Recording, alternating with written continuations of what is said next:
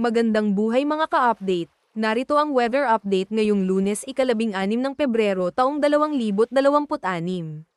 Sa malaking bahagi ng Luzon, lalo na sa Northern at Central Luzon, makakaranas ng generally fair weather na may mga panakanakang ulap at isolated light rains dahil sa epekto ng amihan. Sa Bicol Region at ilang bahagi ng Quezon, may posibilidad ng mga pag-ulan lalo na sa hapon hanggang gabi.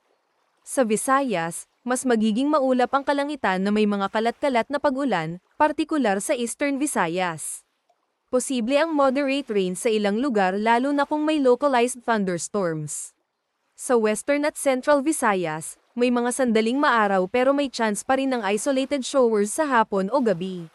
Sa Mindanao, patuloy ang posibilidad ng mga pag-ulan sa silangang bahagi dahil sa easterlies. Ang ibang bahagi naman ay makararanas ng partly cloudy to cloudy skies na may panakanakang pag-ulan at thunderstorms. Huwag kalimutan mag-follow sa ating page and i-share ating video para updated ka lagi sa lagay ng panahon.